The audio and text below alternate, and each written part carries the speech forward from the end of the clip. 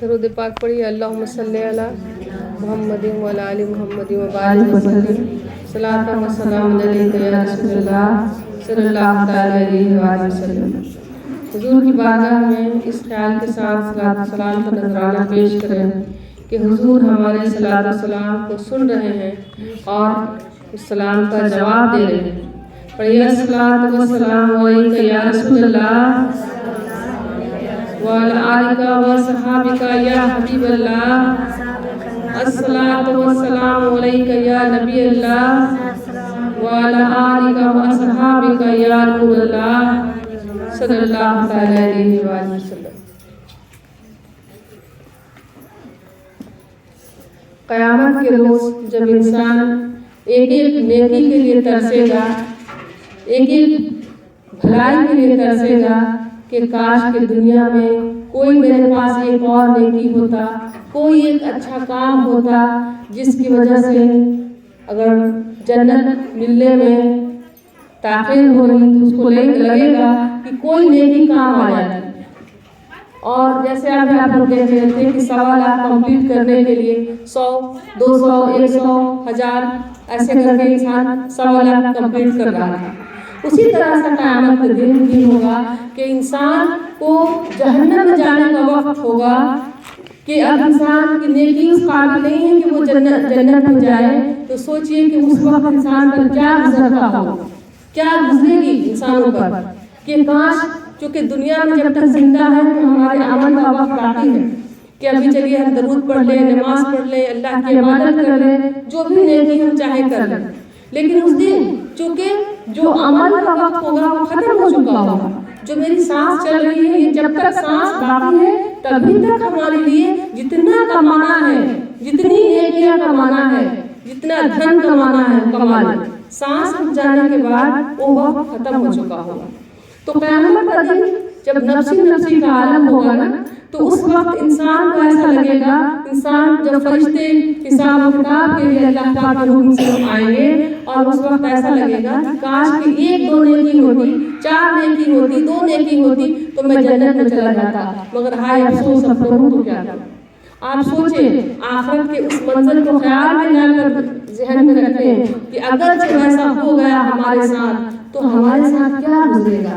آج دنیا میں بہت طرح کے لوگ ہیں، ماں ہے، باپ ہے، بھائی بہن، دوست احباب، پڑوسی، سب کہتے ہیں اچھا چلو ایسا نہیں تو چلو ایسا کر دیں، طبیعت خراب ہو گئی چلو ہم تیرا کھانا پکا دیتے ہیں، ایسا ہوا چلو تم کو ہیلپ کر دیتے ہیں. لیکن اس وقت کچھ نہیں، کوئی کسی کا حامی اور مددگار ہوگا. صرف انسان اپنے عمل جو کیا ہوگا دنیا میں بس اسی کا جواب ہوگا. وہ رزلٹ کا امتحان کا دن دنیا میں ہے اور رزلٹ کا دن آخرت میں ہے. اب انسان پر کیا گزرے گی تو اب بس یہی ہوگا کہ انسان اس وقت دیکھے گا. رسول اللہ فرماتے ہیں کہ اگر بندہ اس وقت جان لے گا کہ ایک بار درود پڑھنے کی یہ فضیلت ہے تو پھر وہ سوچتا رہے گا جو دنیا میں درود کی کثرت نہیں کیا ہو کہ کاش کہ مجھے دنیا میں اس بات کی خبر ہوتی تو میں درود پڑھ کر لایا ہوتا تو آج ایسی حالت میں نہیں ہوتا. جب حضور فرماتے ہیں کہ جس نے 1 مرتبہ درود پاک پڑھا اللہ اس کے 10 درجات بلند فرماتا ہے. کوئی نیکی عبادت، نماز ہمارے لیے فرض ہے، 5 وقت کی نماز پڑھنی ہے. ہر عبادت جو کچھ 5 ارکان اسلام کے ہیں، نماز، روزہ، زکوٰۃ، حج، یہ 5 ارکان ہمارے لیے ضروری ہے. لیکن اگرچہ یہ 5 کے لیے اللہ پاک نے کوئی گارنٹی نہیں دی ہے کہ قبول ہوگی یا نہیں ہوگی، لیکن ایک عبادت ایسی ہے جو درود پاک ہے. اس لیے کہ اس کی عبادت یہ ایسی عبادت ہے کہ اللہ نے اس کی خود گارنٹی دی ہے کہ یہ عبادت اللہ قبول ہی قبول کرنے والا ہے. کیوں؟ اس لیے کہ جب ہم نماز پڑھتے ہیں تو ہم آتا ہے، روزہ رکھتے ہیں تو کہتے ہیں ہم نے روزہ رکھا، ہم نے حج کیا، ہم نے زکوٰۃ دی، سب میں ہم آتا ہے. اور جہاں انسان میں ہم آ گیا یعنی غرور آ گیا، گھمنڈ آ گیا، ہم آنا مطلب سمجھے، ہم آنا مطلب غرور آ گیا تو پھر وہ انسان کی عبادت رائگاں بھی ہو سکتی. اللہ کی مرضی اللہ قبول کر لے تو اس کی مرضی ہے، اور نہ قبول کرے تو اس کی مرضی. جہاں ہم آیا اس کی گارنٹی نہیں، لیکن جہاں درود پاک ہم پڑھتے ہیں تو وہاں ہم نام کی کوئی چیز نہیں ہوتی ہے. اس لیے گارنٹی ہے کہ اللہ قبول کرتا ہی کرتا ہے. اس لیے کہ اللہ نے کریم نے فرمایا ان اللہ ملائکتہ یصلون علی النبی، اے ایمان والو اللہ اور اللہ کے فرشتے حضور پاک پر درود بھیجتے ہیں. اے ایمان والو تم بھی کثرت سے درود اور خوب سلام بھیجو. کیوں اللہ پاک نے قرآن کریم میں فرمایا کہ جب ہم درود پڑھتے ہیں تو ہم کیا کہتے ہیں؟ اس میں ہم کیسے نہیں آتا ہے وہ دیکھیں. ہم کہتے ہیں اللہم صلی علی محمد وعلی آل محمد وبارک وسلم. اے اللہ بھیج، اے اللہ بھیج، کیا بھیج؟ اپنے پیارے حبیب پر درود و سلام. جو ہم درود پڑھتے ہیں، درود خضر جو پڑھتے ہیں، اس کا مطلب ہی یہی ہے پورے درود کا میننگ کہ اے اللہ بھیج تو اپنے پیارے حبیب پر درود و سلام. جبکہ اللہ قرآن میں کہہ رہا ہے پہلے سے اللہ پاک فرما رہا ہے کہ میں اللہ اور اللہ کے فرشتے حضور پر درود پاک بھیجتے ہیں. لیکن پھر بھی بندہ کیا کہہ رہا ہے؟ جیسے ہم لوگ پڑھتے ہیں درود تو کیا کہتے ہیں؟ اے اللہ تو بھیج. ہم نہیں کہتے ہیں کہ میں درود پڑھتا ہوں حضور پر. ہم کہتے ہیں کیا؟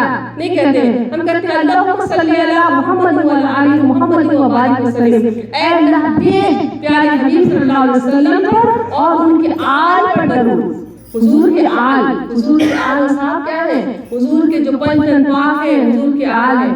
تو ہم کیا کہتے ہیں؟ اے اللہ تو بھیج اپنے پیارے حبیب پر درود و سلام. جب اس میں میں کا کوئی ورڈ ہی نہیں آتا ہے نا، اسی لیے اللہ اس کو قبول کرتا ہے. اور قیامت کے روز جب ایک نیکی کی تلاش میں بندہ ہوگا تو اس وقت اس کو یہ لگے گا کہ کاش درود کی فضیلت کوئی دنیا میں مجھے بتایا ہوتا تو میں آج پڑھ کے آیا ہوتا.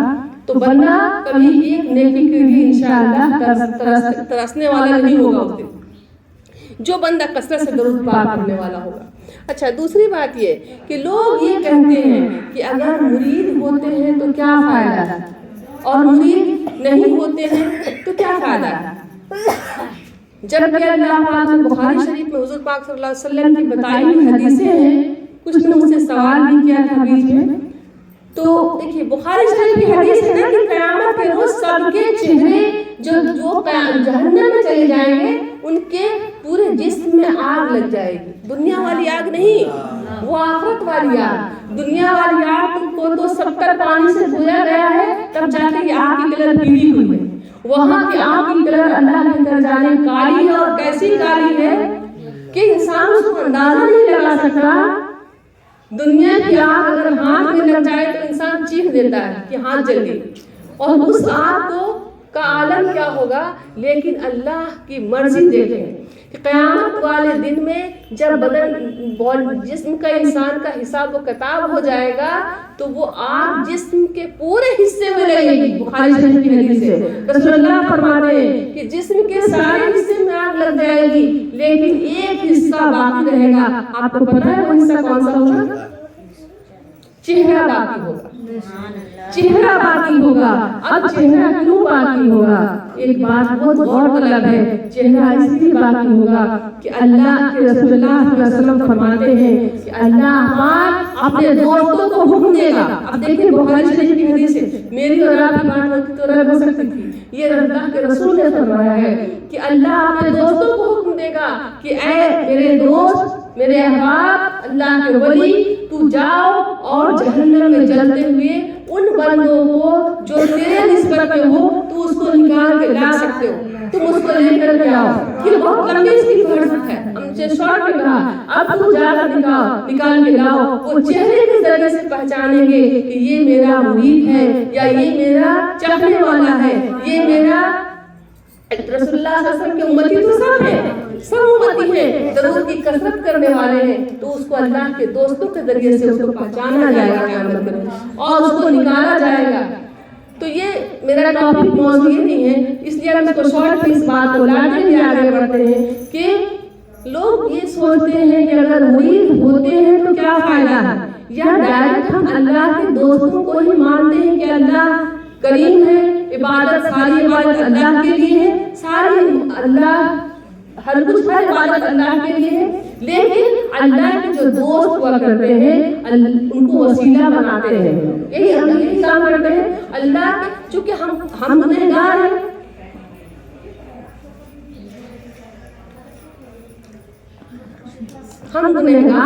ہماری زبان اس قابل نہیں کہ ہم اللہ سے فریاد ہر وقت کر لیں، اللہ کی مرضی سنیں نہ سنیں، لیکن جو اللہ کے بہت قریب بندے ہیں، اللہ کے جو دوست ہیں، ہم اللہ کو ان کا وسیلہ بنا کر کے مانگتے ہیں کہ اللہ تیرے دوست کے وسیلے سے، اللہ تیرے بزرگوں کے وسیلے سے، کیوں کہتے ہیں اللہ ان سے زیادہ قریب ہے، اللہ ان سے زیادہ پیار کرتا ہے، تو ان کے وسیلے سے اللہ پاک اس بات کو جلدی ہماری دعاؤں کو سنتا ہے، ایسا ہے۔ تو آپ دیکھیں ایک چھوٹا سا واقعہ کے ذریعے سے بولنا چاہ رہے تھے، بتانا چاہ رہے ہیں کہ ایک بندہ تھے، وہ روزانہ وہ چونکہ جانتے تھے کہ اللہ اپنے دوستوں سے کتنا پیار کرتا ہے، تو وہ بندہ جو تھے نا وہ روزانہ غوث پاک کو بہت مانتے تھے، رسول اللہ صلی اللہ علیہ وسلم کو مانتے تھے، تو درود کی کثرت کرتے تھے، عبادت کیا کرتے تھے، اور وہ کیا کرتے تھے کہ ان کی عادت تھی کہ پڑھا کرتے تھے یا شیخ عبد القادر جیلانی شہید اللہ پڑھا کرتے تھے۔ تو پڑھتے تھے تو ان کے ذہن میں ایک خیال آیا کہ پتہ نہیں میں تو روز غوث پاک کو یاد کیا کرتا ہوں، پتہ نہیں غوث پاک ہماری باتیں سنتے ہیں کہ نہیں سنتے ہیں۔ ایسا ہوتا ہے کہ غوث پاک نہیں بھی سنتے ہیں کیا؟ سبحان اللہ، ہمیشہ سنتے ہیں نا۔ تو اس کے ذہن میں خیال آیا کہ میں تو روز یاد کرتا ہوں، لیکن پتہ نہیں غوث پاک ہماری باتوں کو، اللہ پاک نے ان کو وہ طاقت بخشی ہے کہ وہ دنیا سے رخصت ہوتے ہیں، لیکن وہ ایسی رخصت ہوتے ہیں جو ہماری آنکھوں سے اوجھل ہے، وہ دنیا سے نہیں چلے گئے ہیں، وہ اگر چلے جائیں، اللہ کا نور اگر چلا جائے اس دھرتی سے تو پھر قیامت آ جائے گی، لیکن وہ ہمارے نظروں سے اجھل ہے، وہ پردہ، اسی لیے کہتے ہیں نا پردہ ہو گئے ہیں، وہ پردہ ہو گئے ہیں، وصال اللہ سے وصل ہو گیا، ملاقات ہو گئی ہے اللہ سے، بس یہی فرق ہے۔ تو وہ سوچنے لگتے ہو بندے کہ میں روزانہ غوث پاک کی کو یاد کرتا ہوں، پتہ نہیں ان کو خبر بھی ہوتی ہے کہ نہیں، تھوڑا سا ذہن میں تھوڑا خیال آتا ہے، ایک محبت کے انداز ہوا کرتے ہیں نا کہ تھوڑے سے نخرے ہوتے ہیں محبت میں، تو اس نے اس نخرے سے سوچے، اگر یہ سوچتے شک کی نگاہ سے تو شاید نہیں ہوتا ایسا، لیکن ایک محبت میں ایک نخرے ہوتے ہیں، تو انہوں نے سوچا کہ اتنی یاد کرتا ہوں غوث پاک کو، پتہ نہیں غوث پاک مجھے یاد کرتے ہیں کہ نہیں، غوث پاک کو پتہ چلتا ہے کہ نہیں، اسی خیال کے ساتھ اس کی نیند لگ گئی، اور جیسے اس کی آنکھ لگی تو دیکھا اس بندے نے کہ ایک ویرانے جگہوں پر کھڑا ہے، جہاں پہ سب جیسے ریتیلا جگہ ہوتا ہے، وہاں وہ کھڑا ہے بندہ، اور اس جگہ پہ کھڑے ہو کر کے دیکھ رہا ہے کہ حضور غوث اعظم غوث پاک رضی اللہ تعالیٰ عنہ تشریف فرما ہے، اور وہاں غوث پاک تشریف فرما ہوتے ہیں، کہتے ہیں بیٹے، اے بیٹے، تم جو یہ سوچتے ہو کہ مجھے خبر ہوتی ہے کہ نہیں، مجھے اس بات کی بھی خبر ہوتی ہے کہ تمہارا سر کھلا ہے اور اس ویرانے میں تمہیں ہوا لگ رہی ہے، مجھے اس بات کی بھی خبر ہے کہ اس ویرانے میں تم کھڑا ہے اور تجھے سر میں ہوا لگ رہی ہے، تمہارا سر کھلا ہے، اور یہ کہہ کر کے وہ سر میں ایک امامہ کی شکل میں کپڑے جیسے بنا ہوا سر میں رکھنے والا وہ بڑھا دیتے ہیں، کہتے ہیں بیٹے اس کو سر پہ اپنے رکھو، اور جیسے وہ سر پر رکھنے کے لیے ایسے ہاتھ بڑھاتے ہیں تو ان کی آنکھیں کھل جاتی ہیں، کن کی آنکھ کھل جاتی ہے؟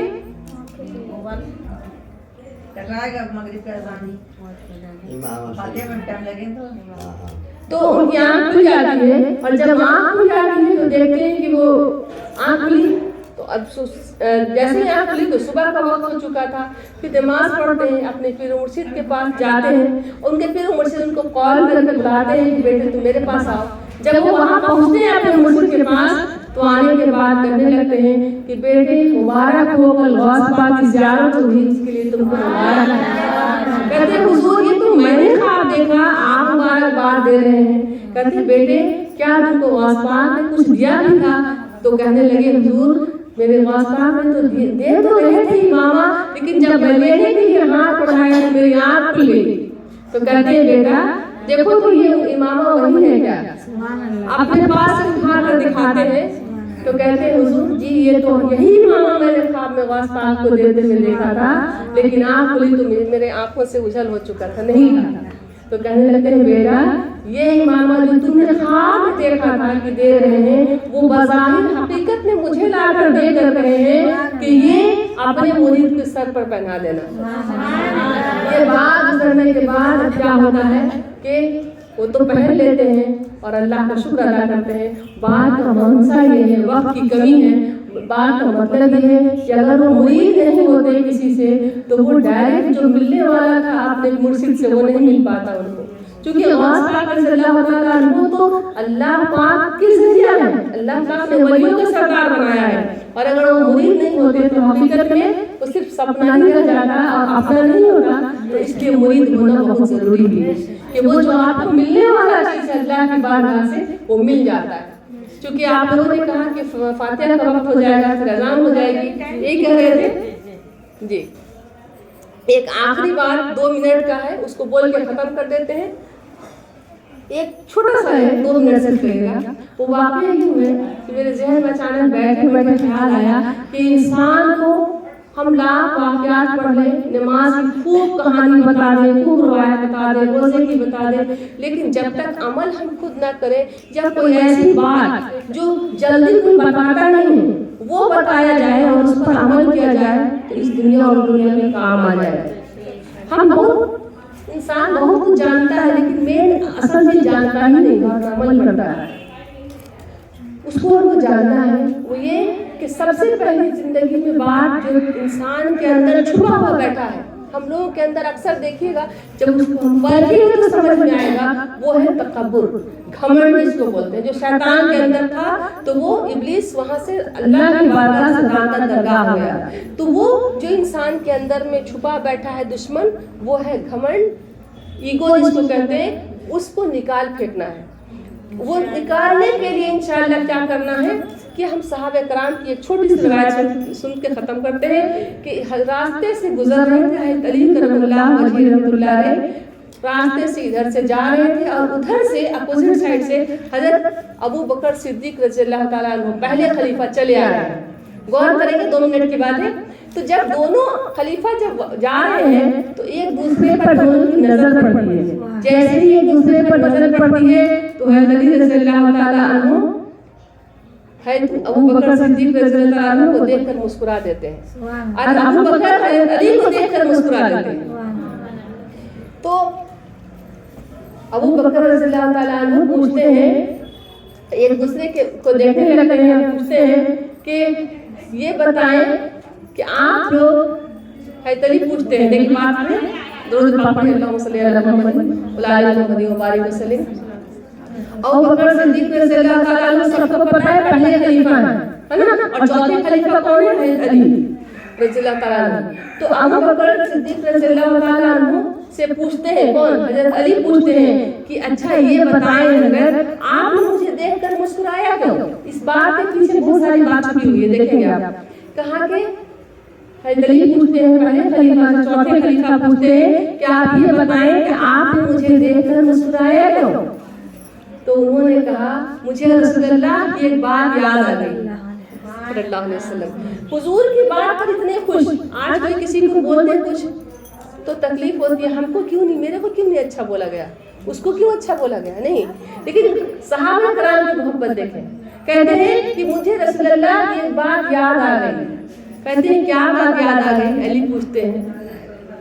तो कहते हैं कि मैंने सुना था कि रसूलुल्लाह सल्लल्लाहु अलैहि वसल्लम एक बार फरमा रहे थे कि रसूलुल्लाह फरमा रहे थे कि मैं क़यामत के दिन जो टिकट दूंगा जन्नत में जाने के लिए, वो टिकट हज़रत अली के हाथों में दूंगा और हज़रत अली जिसको चाहेगा वो टिकट देगा जन्नत में जाने की। अबू बकर कहते हैं कि मैंने रसूलुल्लाह से ये बात कहते हुए सुना था अली कि तुम्हें टिकट मिलेगा, इसलिए मैं खुशी से देखकर मुस्कुरा रहा था। कहते हैं कि تو ابو بکر سے پوچھتے ہیں حضرت علی کہ اچھا آپ بتائیں کہ پھر آپ کیوں مسکرا رہے تھے؟ چلیے یہ تو معلوم چلا کہ ہم مسکرائے تھے اس بات کے لیے، آپ کیوں مسکرا رہے تھے؟ تو کہنے لگے کہ آپ کو یہ بات پتہ نہیں، آپ نے اتنا تو سنا رسول اللہ سے کہ حضرت علی کو ٹکٹ دیں گے جنت میں جانے کے لیے، مگر میں اس لیے مسکرا رہا تھا آپ کو دیکھ کر کہ رسول اللہ نے ساتھ میں دھیرے سے یہ بھی کہا تھا کہ اے علی جو ابو بکر کا نہ ہوگا تو اسے ٹکٹ مت دینا۔ تو یہ بات کتنی بڑی بات ہے، بات سمجھے؟